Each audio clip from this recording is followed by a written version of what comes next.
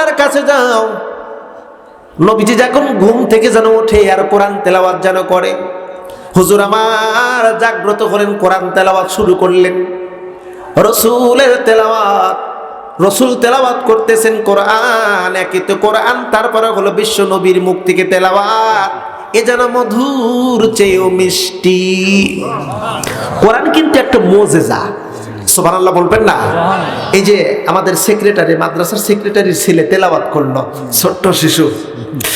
আলাম তারা কাইফা ফাআলা রাব্বুকা বিআসহাবিল ফিল আলাম ইয়াজআল কাইদাহুম ফি তাদলিল ওয়া আরসালা আলাইহিম তায়রান আবাবিল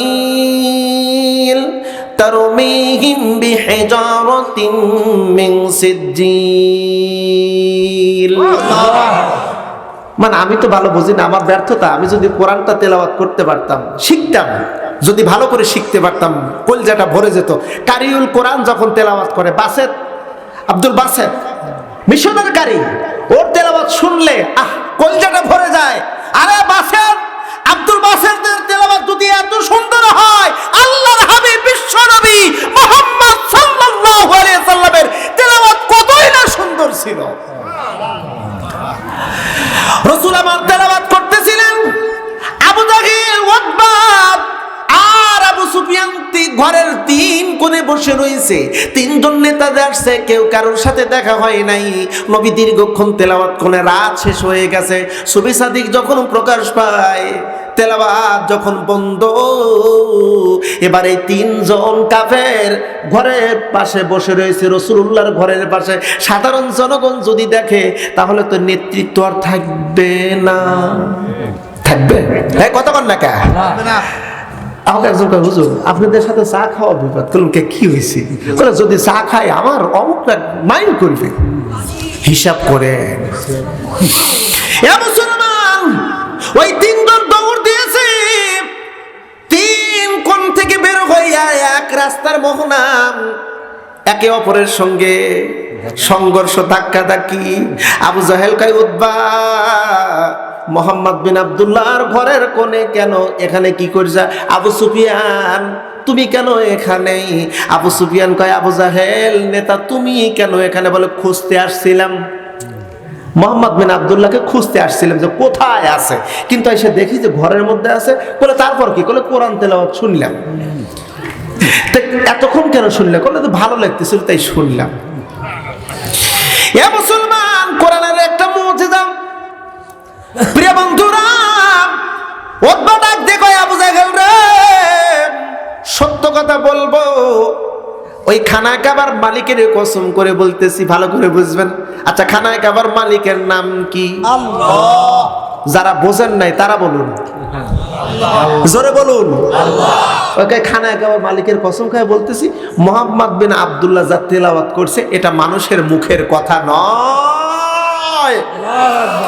আবু জাহেল ডাক দেখো, উতবা, তুমি কি মুহাম্মদ বিন আব্দুল্লাহর দলভুক্ত হইলে নাকি? উতবা কয়, আবু জাহেল রে, আমি তো সত্য বলেছি, আমি তো কালেমা পড়ে মুসলমান হইনি, আমি তো তাদের দলভুক্ত হই নাই। আবু জাহেল কয়, বুঝতে পেরেছি, আমি নেতার হাতে আজ থেকে শপথ গ্রহণ করো, আগামীকাল থেকে মুহাম্মদ বিন আব্দুল্লাহর কোরআন কিন্তু শোনা যাবে না। শপথ করলে আগামীকাল থেকে কোরআন শুনবো না। আল্লাহ পাক রব্বুল আলামিন সূরা হামিম সাজদার ভিতরে ওই কাফেরদের কথা রেকর্ড করে জানায় দিল, ক্বালাল্লাযীনা কাফারু লা তাসমাউ লিহাযাল কুরআনি ওয়ালগাউ ফীহি লাআল্লাকুম তাগলিবুন। ওই কাফেররা বলে, কোরআন শুনবি না, কোরআন শোনা যাবে না। যেখানে কোরআনের মজলিস হয়, ওই কোরআনের মজলিসটা বুলন্দ করতে, কোরআনের মজলিসটা ভাঙতে যা যা ষড়যন্ত্র করার প্রয়োজন হয়, প্রয়োজন হলে 144 জারি করে কোরআনের মজলিস ভেঙে দাও। এটা ছিল আবু জাহেলদের উক্তি। কিন্তু আমরা দীর্ঘদিন দেখেছি, আমার দেশে আবু জাহেলের নাতিপুতিরাও ছিল, কোরআনের মাহফিল হতে দেয় নাই। এরকম ঘটনা বাংলার জমিনে ছিল কি ছিল না? আর একবার বলুন। এখনো কিন্তু আমরা দেখতে পাই, অবশ্য কথা ঠিক, আবু জাহেল মারা গেলে কি হবে, নাতি পুতি তো আছে। কথা বলেন না কা, নাতি পুতি কি মারা যাবে নাকি ভাই? কিয়ামত পর্যন্ত আবু জাহেলের নাতি পুতি না থাকবে। কোরআনের মাহফিলে 100 জারি করবে, কোরআনের তাফসীর মাহফিল হতে দেবে না। এমন নাতি পুতি আবু জাহেলের আছে না নাই?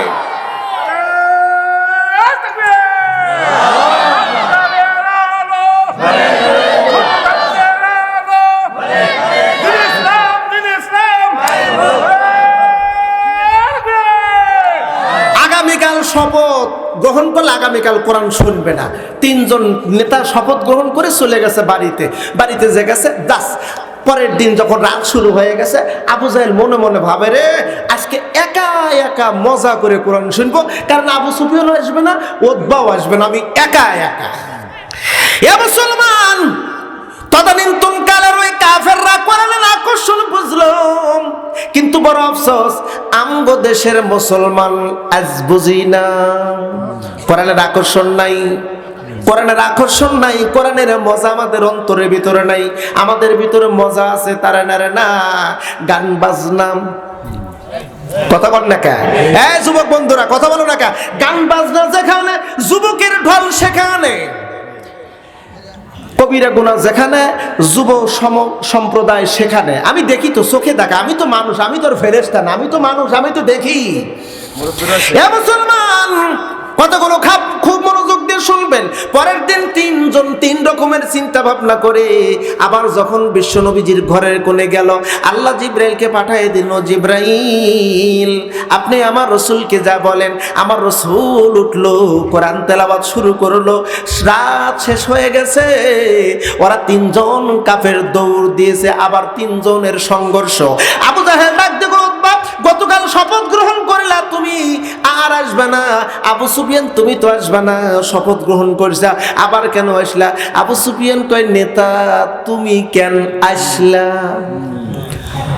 কথা তো ঠিক, এভাবে যদি আমরা আসে, আমরা নেতারাই যদি মোহাম্মদ বিন আব্দুল্লাহর দলভুক্ত হয়ে যায়, সাধারণ মানুষ আমাদেরকে মানবে? কথা বলেন না, মানবে? অতএব একটা মিথ্যা অপবাদ দেওয়া দরকার। কি অপবাদ? দেখবেন গোড়ায় কিন্তু ঠিক আছে। আমি কি ভুল বললাম নাকি? গোড়ায় কিন্তু ঠিক আছে, বুঝতে হবে ভাই, অ্যাঙ্গেলটা একটু বোঝা লাগবে। ওরা গোড়ায় ঠিক আছে, কিন্তু যখনই আসবে এটা ঠিক না, ওটা ভণ্ডাবে, আস্তাগফিরুল্লাহ, মানে গোড়ায় ওরা ঠিকঠাক, আর বাহিরে এসে কয় দেয় ওগুলো সদরঘাট। ওই নেতারা কয়, আমরা যদি হুজুরের কথা শুনি আর মানি, সাধারণ জনগণ মানবে না। আবু জাহেল, আবু সুফিয়ান 3 জন বলল, কি করা যায়? পরামর্শ, একটা মিটিং দেওয়া দরকার, জরুরি মিটিং। এই মিটিংয়ে একটা আইন পাশ করব, ওই আইনের মাধ্যমে মোহাম্মদ বিন আব্দুল্লাহর কোরআন তেলাওয়াত একদম চিরজনমের জন্য বন্ধ করব। অপ্রিয় বন্ধুরা, ঐতিহাসিকগণ লেখেন, ওই মিটিংটা যে দেওয়া হয়, ওই মিটিং এর নাম হলো দারুন নাদওয়া। জরবর নাম কি? দারুন নাদওয়া। সিরাতে মুস্তাফা খুলে দেখুন, পরিষ্কার ভাবে উল্লেখিত। দারুন নাদওয়া, এবার মিটিং শুরু হয়ে গেল। মিটিং এর সভাপতি আবু জাহেল। এবার মক্কার যতগুলো বংশ ছিল, সবগুলো বংশের নেতারা আসছে। শুধু নেতারাই আসে নাই, প্রত্যেকটা বংশ থেকে অনেকগুলো যুবক আসছে। দারুন নাদওয়ার বৈঠক শুরু। বৈঠকের ভিতরে আলোচনা চলতেছিল। ঠিক এমন টাইমে দরজায় কে যেন টক টক করে। ভিতর থেকে বলে, কে তুমি? বাহির থেকে জবাব দেয়, আমি নাদওয়া থেকে এসেছি। নাদওয়া একটা দেশের নাম, একটা প্রদেশের নাম। নাদওয়া থেকে এসেছো, কেন এসেছো? বলে, আমি এই মুহূর্তে জানতে পেরেছি আজকের এই মিটিংটা খুব নেকির বৈঠক। কথাটা ভালো করে বুঝুন, সোয়ানো লাগে কইন না, বুঝে শুনে কোয়া লাগবে। যে মিটিংটা হচ্ছে রাসূলুল্লাহকে নিয়ে ষড়যন্ত্র, সেই মিটিং কি সোয়াবের নেকির বৈঠক হবে? জোরে বলতে হবে, নেকির বৈঠক হবে? কখনোই হতে পারে না। এটা হলো নেকির বৈঠক। নেকি নেওয়ার জন্য আমি বৈঠকে এসেছি, আমাকে একটু ভিতরে ঢুকাও। সদরে গ্রহণ করা হলো, ভিতরে আসলো। বলতেছে সভাপতিকে। আবু জাহেল কয়, আমি সভাপতি। কয়, আচ্ছা ঠিক আছে, তো কি সিদ্ধান্ত নিচ্ছাও মোহাম্মদ বিন আব্দুল্লাহ সম্পর্কে? বলে, সিদ্ধান্ত নিচ্ছে আমাদের মধ্যে কেউ বলতেছে যে তাকে ঘরের মধ্যে আবদ্ধ করে রাখা হোক। ওই যে আগন্তুক, সে বলতেছে ইতিপূর্বে তোমরা জেলখানার ভিতর রেখেছিলাম, তার আত্মীয় স্বজন কিন্তু বের করেছে জেলখানার ভিতর থেকে, এটা বাতিল। তারপরে একদল লোক বলতেছে না, তাকে এলাকা ছেড়ে বিতাড়িত করা হবে। ওই আগন্তুক বলে না না, বিতাড়িত করবে যেখানে যাবে সেখানেই এই কালেমার দাওয়াত দিবে। এভাবে অসংখ্য প্রস্তাব দেওয়া হলো।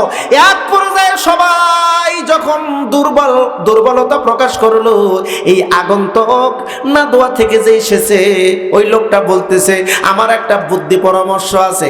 আমার বুদ্ধি হলো প্রত্যেকটা বংশের 2 জন করে যুবক আর নেতা সব একত্রিত হবা, আজকেই অতর্কিত হবে মোহাম্মদ বিন আব্দুল্লাহর বাড়িতে আক্রমণ করে, ওর ঘরের ভিতরে আক্রমণ করে, ঘর থেকে তাকে টেনে বের করে সবার উপস্থিতিতে হত্যা করে দিলে মোহাম্মদ বিন আব্দুল্লাহর কোরআন তেলাওয়াতের দাওয়াত, কালেমার দাওয়াত চিরজনমের জন্য বন্ধ হবে। জোরে বলুন নাউজুবিল্লাহ। সব একত্রিত হতে হবে। এ প্রিয় বন্ধুরা, আল্লাহর নবীকে নিয়ে এত বড় ষড়যন্ত্র, সবাই বাহাবা দিল, তালি দিল, নিশ্চিহ্ন করার জন্য তারা ঐক্যমত। সব যুবক আর নেতারা উপস্থিত আল্লাহর নবীজির বাড়ির দিকে যখন অগ্রসর হচ্ছিল, এবার যে আগন্তুক এসেছিল ওই আগন্তুক আর এদের সাথে যায় না। আবু জাহেল কয়, আগন্তুক তুমি কেন যাও না? বলে এটা হলো আপনাদের এলাকার বিষয়, আপনাদের গ্রামের বিষয়, আপনাদের বংশের বিষয়। আমি হলাম বাহিরের মানুষ, আমি কেমনে যেতে পারি? আপনারাই সমাধান করুন, আমার যাওয়া ঠিক হবে না। কারণ ওই যে আগন্তুক সে আর কেউ ছিল না, সে ছিল ইবলিস। কারণ ইবলিস জানেন নবীদেরকে মারতে গেলে আল্লাহ গজব দেবে। কথা বল না কে? এটা কি বিশ্বাস করেন আপনারা? এটা কি বুঝেছেন আপনারা? নবীদেরকে যদি মারতে যাওয়া যায় গজব দেবে কে? আল্লাহ। এত ধীরে বললে হবে না, জোরে বলতে হবে কে? আপনাদেরকে এবার একটা ফের প্রশ্ন করি, নবীর ওয়ারিস কারা? আল্লাহু আকবার। এত ধীরে বলতেছেন, মনে হয় জানেন না, তাই না? জোরে বল, নবীর ওয়ারিস কারা? ওলামায়ে কেরাম নবীর ওয়ারিস। নবীর ওয়ারিসদেরকে যদি অন্যায়ভাবে যদি মারা যায় গজব দিবেন তিনি কে? তার প্রমাণ আমরা পেয়েছি। ও মুসলমান, খুব ভালো করে খেয়াল করবেন, নবীর ওয়ারিসদের সাথে আপনি যদি বেয়াদবি আচরণ করেন আল্লাহ মাফ করবেন না, আপনার কিসমত শেষ। রাসূল বলেছেন, ইন্নামাল উলামা ওয়ারাসাতুল আম্বিয়া, ইন্নাল উলামা ওয়ারাসাতুল আম্বিয়া। নিশ্চয়ই উলামায়ে কেরাম নবীর ওয়ারিস। সাবধান, নবীর সাথে বেয়াদবি করলে আল্লাহ ভালোবাসেন না, আল্লাহ পছন্দ করেন না। নবীর ওয়ারিসদের সাথেও যদি বেয়াদবি করেন আল্লাহ সহ্য করবে না। এইবার আগন্তুক আর গেল না। আবু জাহেলের গোষ্ঠীরা বিশ্ব নবীদের ঘর ঘেরাও করলেন। জিবরাইল প্রিয় নবীজির ঘরের মধ্যে চলে আসলেন। ও নবীজি, আপনি ঘুম থেকে উঠুন তাড়াতাড়ি, আর দেরি করবেন না। আপনার ঘরের চতুর্দিকে মক্কার কাফের বেঈমানরা দাঁড়ানো আছে। নবীজি, ওই কাফেররা সিদ্ধান্ত নিয়েছে আপনাকে হত্যা করবে, তাড়াতাড়ি উঠুন। আর হযরত আলীকে রেখে আপনি মদিনা। আল্লাহ পাকের পক্ষ থেকে ওহী পাওয়ার পরে আমার নবী হযরত আলীকে ডেকে বললেন, আলী রে, মক্কার কাফের বেঈমানরা আমার ঘরের চতুর্দিকে, এ আলী, আমাকে ওরা হত্যা করবে, তুমি আমার চাদর আবৃত্তি করে তুমি শুয়ে থাকো, তোমার সাথে দেখা হবে মদিনায়। আমি চললাম, আমি ছুটলাম, চিল্লাকুনি আল্লাহু আকবার। ঐতিহাসিকগণ বলেন, আলীর প্রাথমিক পর্যায়ে একটু ভয় হচ্ছিল, আল্লাহ রাসূল যখন চলে যাবে আমি আলী থাকবো, আমাকে মক্কার কাফের বেঈমানরা মেরে ফেলবে। কিন্তু রাসূল বলেছেন, আলী রে, তোমার সাথে দেখা হবে মদিনায়। তার মানে হলো মক্কার কাফের বেঈমানরা কেউ কোনো ক্ষতি করতে পারবে না। হযরত আলী আবার শুয়ে পড়লেন। আমার নবীজি দরজা খোলার পূর্বেই হাতের ভিতরে এক মুষ্ঠ ধুলো নিলেন। ধুলার মধ্যে সূরা ইয়াসিনের কয়েকটা আয়াত মতান্তরে সূরা ইয়াসিন তেলাওয়াত করলেন, ধুলার মধ্যে ফুৎকার দিলেন। আল্লাহ পাক হুকুম দিয়েছিলেন, নবী গো, দরজা খুলবেন, ধুলাগুলো নিক্ষেপ করবেন, ধুলা নিক্ষেপ করে কাফেরদের ভিতর দিয়ে আপনি বের হয়ে চলে যাবেন। কিতাব প্রমাণ করেছে আমার নবীজি দরজা খুললেন আর ধুলা যখন নিক্ষেপ করলেন, নিক্ষেপ করার পর প্রত্যেকটা কাফেরের চোখের ভিতর ধুলাগুলো যখন ঢুকে পড়েছে, একে তো রাতের অন্ধকার, তারপরে হলো চোখের ধুলা। বিশ্বনবী ওরা যখন ধুলায় চোখ যখন ডলতেছিল, নবীজি ওদের ভিতর দিয়ে ফাঁক দিয়ে বের হয়ে গেছে। ওমা রমাইতা ইদ রমাইতা ওয়ালাকিন